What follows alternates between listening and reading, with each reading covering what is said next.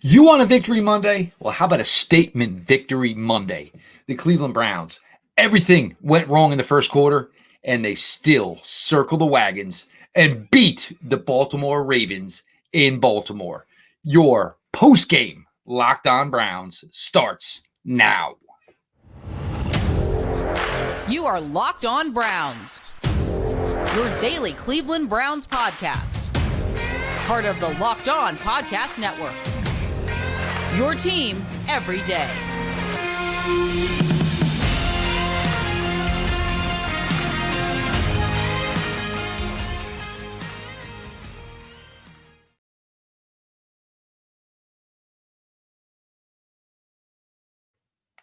Welcome back, my friends, to the show that never ends, your daily delivery of all things Dog Pound, LGB on the LOB, the Locked On Browns podcast, brought to you by the Locked On Podcast Network, your team every day. Your host, Jeff Lloyd, 7 seasons now with you. And I got to be honest, I don't know if we've done a bigger Locked On Browns postgame show than the one we're about to do today. Browns win 33-31 in Baltimore over the Baltimore Ravens. I appreciate all of you who make Locked On Browns your first listen every single day. The everyday crowd, I'm sure those numbers are going to go up. Make sure you don't miss out. Join the everyday crowd by subscribing to the Locked On Browns YouTube channel. And of course, Locked On Browns is always available, always free, wherever you get your podcasts. This episode is brought to you by PrizePicks, the easiest and most exciting way to play daily fantasy sports. Go to prizepicks.com/LockedOnNFL and use code all lowercase LockedOnNFL for a first deposit match up to $100. Cleveland Browns victorious 33-31 in Baltimore over the Ravens. I do remember a postgame show where I said I didn't want to hear any excuses. I knew you were banged up. I knew you were injured. But if you want the rest of the NFL to believe in you, if you want the rest of NFL media to believe in you, you've got to give them a reason. And to go into Baltimore today, even more so to go down 14-0, 14-3, 17-3, 17-9. And this team just kept fighting and clawing, showing its resiliency, showing its unity. You guys, in the 7 seasons I have covered the Cleveland Browns, I have never seen a team, first off, as well talented as this group is. And there's a lot of individual talent on this Cleveland Browns roster. But this team and this roster in no way plays like a bunch of individuals. They are 100% a team. Now you go to the way it started. Obviously, second play of the game, Deshaun Watson, they're trying to set up a little throw to David Njoku in the flat. Kyle Hamilton not only tips the ball in the air, catches it, takes it to the house. Browns next drive, nothing happens. Ravens go down the field like it's nothing. All of a sudden, not even 5 minutes of game action gone by, and the Browns are down 14-0. Now you're worried. Now you're concerned. Same old Browns. Oh no, the Ravens have us again. And the pecking, the clawing that we talked about during last week about trying to keep this game a game. And the Browns were able to do that. And we'll get to certainly a bunch of players who were big factors here today. But Deshaun Watson, for the most part in the first half, just couldn't really find his way. Some of the throws were off. It just wasn't sinking. And this isn't really due to anything that had to do with the fact that the Browns were starting offensive tackle number 4 and offensive tackle number 5. It had more to do with the Ravens and how well they were playing, and adjustments had to be made by the Browns offense. Deshaun Watson came out in that second half, and Deshaun Watson was fantastic. And I talked about this last week, and I talked about the difference in a game like this. And this is when we're ultimately going to judge number 4. This is when we're going to judge Deshaun Watson, is in games where he's got to go out against a quarterback who's got a ton of talent, just like Deshaun Watson does. And Deshaun Watson's got to find a way to be the difference maker. He's got to show that, in opportunities against guys of his equal, he's going to be the guy that is the difference. Deshaun Watson was that difference in the second half with his legs, with his arm, getting Amari Cooper involved. Certainly David Njoku and his efforts, not just receiving the ball, his yards after the catch, and his unwillingness to be tackled by one defender, two defenders, any defenders. The Jerome Ford run, that was probably a 6-yard run until basically every Cleveland Brown in the entire city of Cleveland got behind for the Cleveland push, so to speak, and pushed Jerome Ford to a first down, which basically set the game up for one opportunity and one opportunity only. For the Ravens to call their last time out, the Browns to set things up, and for Dustin Hopkins to have the opportunity to be a hero, essentially, again. Hopkins obviously had missed the extra point earlier. You saw all the members of the Browns defense go right over to him and say, don't worry about it, man. The opportunity is going to be there. You're going to get hopefully a second chance. That would have made it obviously 31-31, 31-30 at the time. Browns defense gets that stop. You put the ball back in the hands of Deshaun Watson, and they just start cooking. Amari Cooper, David Njoku, Deshaun Watson with his legs, Jerome Ford, 107 yards, Jerome Ford today against the Baltimore Ravens. I think it was like 11 carries. You serious? Young man is really, really showing out well. Kareem Hunt in the first half. I'm not even going to lie to you. I was literally sitting here saying I think Kareem Hunt is just too slow to play against this Ravens defense. But as the Browns kept leaning on this Ravens defense and things loosened up, there was the opportunity for Kareem to at least get a full head of steam and to just run with the physicality that we've known since Kareem Hunt has been here with the Browns. Goes over Pierce, goes over Patrick Queen to take it into the end zone and make it a ball game. And it just continued from there. But Deshaun Watson, ice water in his veins in the second half, on the road, played like everything you expect. And I said, this was going to be the game. These were going to be the type of games where we start to make our decision, make or break on was the trade worth it or was the trade not worth it. Look, the Cleveland Browns currently sit 6-3, half a game behind the Baltimore Ravens, tied with the Pittsburgh Steelers, essentially. But you got the opportunity to right that wrong next Sunday at home in Cleveland. The Browns came out today. Everybody on defense busting their butts. Guys went down. You ended up without Denzel Ward. Safeties were in and out of the lineup. Obviously, Juan Thornhill went out of the game. But this team just kept plucking and just kept fighting, just keep scrapping. And I think this is the reason we're really, really starting to fall in love with this current version of the Cleveland Browns. These kids fight their butts off. They play with everything they have. As great as they are talented, is as great as it is that they are unified. They play together. They play as one. You got your Myles Garrett's moments. You certainly got, obviously, some big, big plays.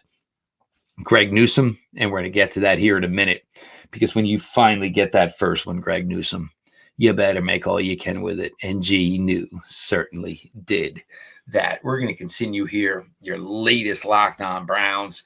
Browns win Victory Monday. Your host, Jeff Lloyd, and I appreciate everybody for being along for the ride.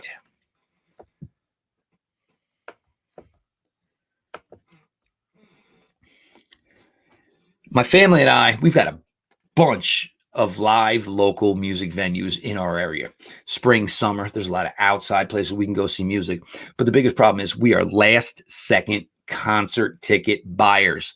That doesn't work out. The opportunity to get taken advantage of is always there until we found Game Time. You shouldn't have to worry about when you're buying your tickets for your next big event. Game Time is the fast and easy way to buy all your tickets for the sports, music, comedy, and theater events near you.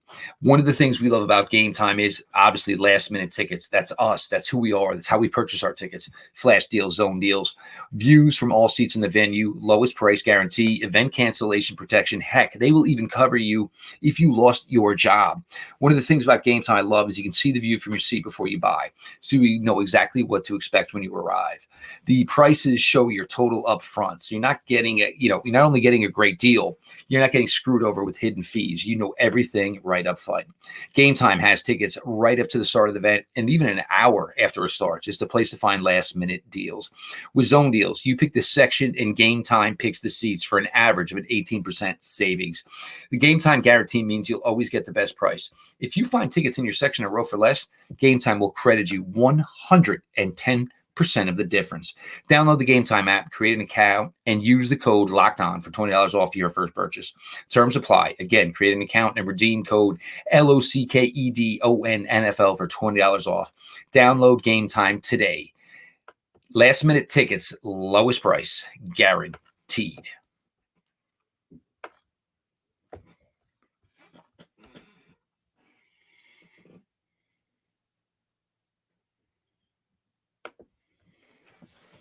Jeff Lloyd, your victory Monday, Locked On Browns. Browns beat the Ravens in Baltimore, 33-31, last second walk-off field goal from Dustin Hopkins. Now we talk about players, and the Browns brought in a lot of big-name players to this team over the last couple of years. You saw Deshaun Watson shine in the second half, whether it was arm in finding Amari Cooper, the touchdown pass to Elijah Moore, and that was the first time Elijah Moore out of the backfield actually resulted into something positive. Clever way to use it. Obviously, Elijah Moore, his first career touchdown as a Cleveland Brown. David Njoku, the run after catch ability. If you remember, there was a drop by the Chief early in the game where Chief should have had the first down, but it was already peaking upfield about the yards he could get afterwards. Stayed in, stayed locked on, stayed focused, and was able to go ahead and take a routine reception, turn it up, and just drive through would-be Baltimore Ravens tacklers. Should have been tackled at about the 46-yard line. The Chief went down at about the 29-yard line. Those boys in Baltimore were just not ready. Jerome Ford. The talk has been more Kareem Hunt. And even me, I'm guilty. Let's try and get Pierre Strong more involved. He's got something that maybe Ford doesn't, and we know Kareem doesn't. Well, I'll eat my words today. Jerome Ford ran incredible today, over 100 yards, limited carries, damn near close to 7 yards a carry. He was smart. He was decisive. He was physical. His wiggle was there. If you remember, there was a run early for 27 yards. There was someone on his waist. He spun himself out of the tackle, found his way out to the right sideline, put a stiff arm on Geno Stone, and it was a 27-yard run. Jerome Ford, with one of his best efforts as a Cleveland Brown. And he's had some promising moments this season. But Jerome Ford, look, nobody's going to forget about Nick Chubb, but nobody's going to forget about the effort Jerome Ford has given to this team with his effort and his heart and his determination running the ball this year for the Cleveland Browns. Greg Newsome. Now, a lot of talk had been, obviously, up until the season. Martin Emerson, 1 season in, no interceptions, 2 to this point. Greg Newsome, and he was obviously a highly questionable player, whether or not he was going to be a factor in this game today. Gets into the game. And for the amount of time the announcers referred to him as a reserve, Greg Newsome takes a boatload of snaps for the Cleveland Browns. So let's not talk to him like he is some guy that nobody was expecting to play in this game today. Denzel Ward clears the concussion protocol. Again, appears the Browns played the safe approach and did not let Denzel return to the game. Ogbonnia Okoronkwo with a straight-up bull rush on the Ravens' right tackle. Ball fires off his hands, and you saw a slew of Browns in the area, but it perfectly. And now we keep talking about these batted balls the last couple of weeks. The one in Seattle that led to the game-ending interception. The one last week that led to the Amari Cooper touchdown. This one falls into the hands of Greg Newsome with a full head of steam, able to move around old Browns pal Kevin Zeitler, able to wiggle around Lamar Jackson, takes it to the house. 31-30 ball game. Unfortunately, Hopkins, little excited, yanks the extra point. 31-30 at the time. Ravens still in the lead. The Browns get out there and they just get it done. Myles Garrett, a sack and a half. And Myles had a ton of pressure today on Lamar Jackson. And look, if you're not ready for it, and I get it, and I've complained about this a lot, that I think the benchmark for what is there for Myles Garrett to be Defensive Player of the Year probably isn't fair compared to a lot of his peers. But Browns keep winning, and Myles Garrett keeps making plays when it matters. And if you want to tell me who I think the NFL Defensive Player of the Year is to this point, there is no question about it. It is number 95. Mike Ford Jr., interception. Obviously, you couple that along with the pick 6 for Greg Newsome. Cedric Tillman with a big block early on Kyle Van Noy, which led to a 15-yard penalty on Kyle Van Noy. Whether or not the block was clean or not, I'm not positive. and I don't disagree with Kyle Van Noy getting the 15-yard penalty, because basically that's a veteran telling a rookie, hey, if you're going to do it, at least do it cleaner. Don't take a kill shot. Don't try to take somebody out. So with that, I'm okay with it. Kyle Van Noy, I have no issues with the penalty, and whether or not it was a penalty. Again, I'm not positive. But Cedric Tillman showing the willingness that, hey, I understand I have to find a way to contribute to my team, and did find a way to contribute for his team in a big, big scenario. You go through the list. Zadarius Smith, there was that final series, and Zadarius Smith was involved in every single way. A pressure, tackling Lamar Jackson, flushing the pocket on Lamar Jackson, to the point where Lamar broke the line of scrimmage after the delay of game. And of course, Myles Garrett was there to clean it up. This team, it's so refreshing to see, and it doesn't happen a lot in the NFL, when 53 players play as one. This isn't the norm. This isn't the expectation. Not every franchise is like this, but this is a group that truly plays together. They truly believe in one another. You went to your fourth safety today, and obviously Bell getting some snaps. Obviously Mike Ford played yet other corners onto the field today when Denzel Ward left the game early, and Greg Newsome, just continues to show that he is a part of one of this quarterback triumvirate of Martin Emerson, of Denzel Ward, and shows that Greg Newsome, when he is in his zone, is an extremely, extremely impressive young cornerback, and obviously got his just desserts today on a pick six, was able to take it to the house in a huge, huge play. The bank in Baltimore got silent after that. And this was the thing. The Browns kept sticking around, battling, fighting, sticking around, to the point where it was believable from the Cleveland standpoint that you were going to pull this game off. Baltimore, they have it all. They have Lamar. They have Mark Andrews. And even Mark Andrews, 2 receptions today. Zay Flowers, buckle up, Browns fans. That guy's going to be a pain in a can for minimum 4 more seasons after this. Because that Ravens offense, between Lamar and the way they run the ball, Keaton Mitchell, there's a lot of it there.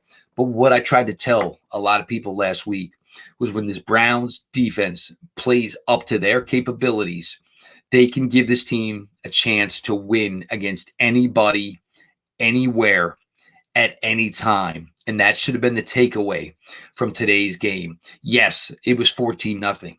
Yes, it was 17-3. And then Jim Schwartz and his boys, they all got in sync, and they started a fire on all cylinders. And again, they kept this game close. Browns came out after the half, obviously touchdown to Odell Beckham Jr. Browns come back with a 10-play, 70-something yard drive. And you just started to show that they had no fear of what the Baltimore Ravens could do. They had no fear of who the Baltimore Ravens were.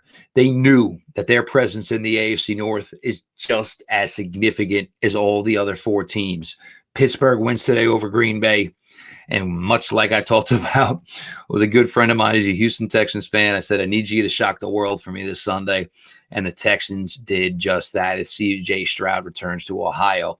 Cincinnati Bengals, currently the cellar dwellers in the AFC North. All 3 phases contributed today, and we're going to highlight all of that here as we start closing this out.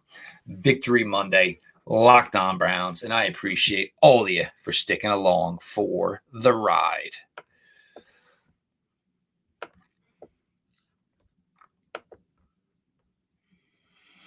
Score early this NFL season with FanDuel, America's #1 sportsbook. Right now, new customers get $150 in bonus bets with any winning $5 moneyline bet. That's $150 if your team wins. If you've been thinking about joining FanDuel, there's no better way to get in on the action. The app is so easy to use. There's a wide range of betting options, including spreads, player props, over-unders, and more. So visit FanDuel.com/lockedon and kick off the NFL season. FanDuel, official partner of the NFL.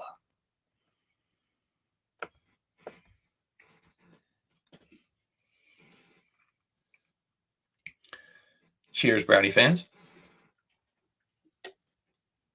Jeff Lloyd, your post-game Victory Monday Locked On Browns. In a game that wouldn't have been the be-all, end-all to the 2023 season. But this might be one that makes up for the Pittsburgh Steelers loss. this might be one that makes up for that Seattle Seahawks loss. I talked all three phases need to find a way to contribute. All three phases need to find a way to be somewhat of a difference maker. We'll start with the special teams. And James Prochet, and at that time, after all the hard work and everything, but you held him to a field goal. But at that point, you were like, man, this is going to be the one. This is going to be the one. And I'm sorry, that was the Gus Edwards touchdown. It wasn't a field goal. That was really, really a tough pill to swallow at the time. But you get special teams help back. And you get Dustin Hopkins nailing 4 field goals in a crucial game on the road. And Dustin Hopkins finding a way to show he can be a difference maker. Everybody that complained about trading a draft pick, and the thing was, everybody complained about Cade York.